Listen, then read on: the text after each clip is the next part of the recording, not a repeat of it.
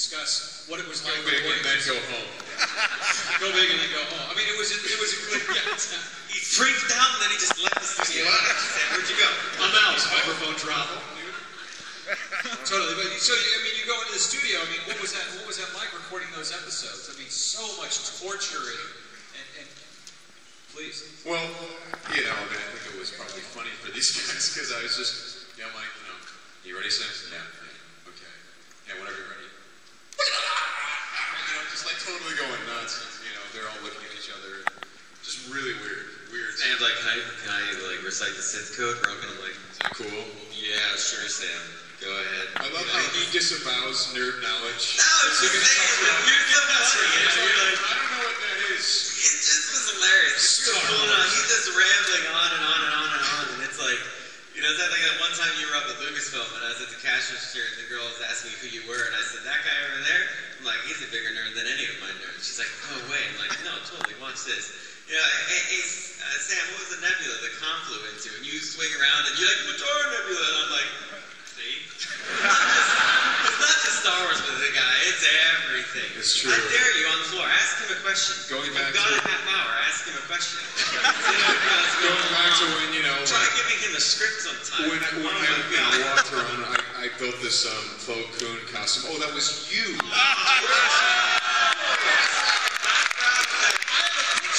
It's outside my door. It's you know, it's reminding you of who you are. Spiolers jersey on it now. So.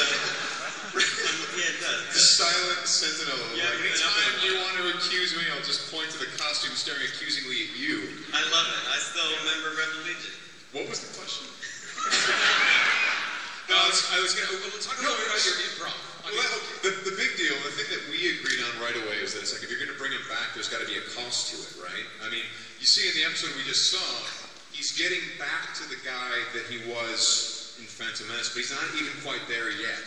You know, he's still impulsive. He's making some bad calls, but he learns from those. But, you know, so the whole thing, Lisa, is like, you know, it can't just be you cut the guy in half, and then we're bringing Darth Maul back. You know, beginning of the episode, you know, Darth Maul's back.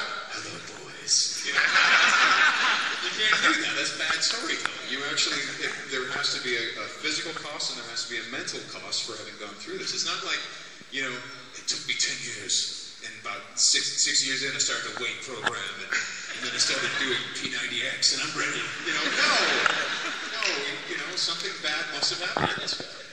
So, Well, exactly, and you know, what's really interesting is how it echoes Vader a little bit. This idea that hatred can keep you alive even when you're so physically damaged. Was that something that was intentional, especially with the resurrection and the rebirth of his legs, and sort of forming the half man, half machine? yeah, some audience members may have caught this. If you look closely at his legs, the spider legs, pieces of it are floating off the surface of the legs, and that is because, well, the Force is what's holding his body together.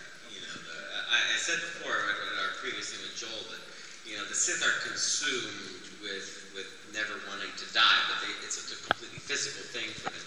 There is no afterlife for them. Everything exists in the now. They have to stay alive. They fear death more than anyone. Evil is usually, you know, more afraid than you are.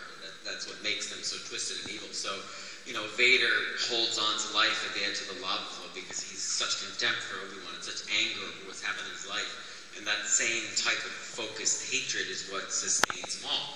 The difference with Maul is that he goes into a state where he doesn't even really remember who he is or what he is. He becomes very animalistic. He regresses into a mental state because the shock of, you know, being cut in half and what happened to him after he fell down the shaft is so great that he cannot hold on to it.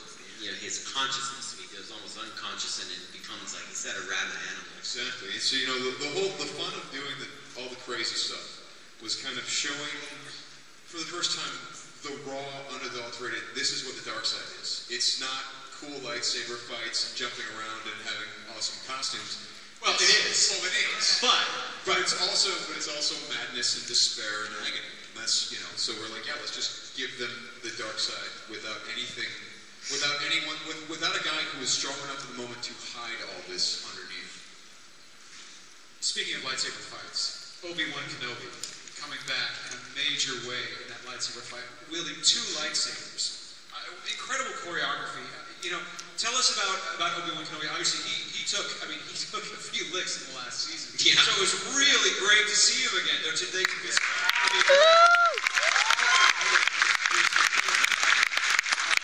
tell us about the idea of two lightsabers and Obi-Wan Kenobi. I mean, he's coming back, obviously, in a big way in Season 5?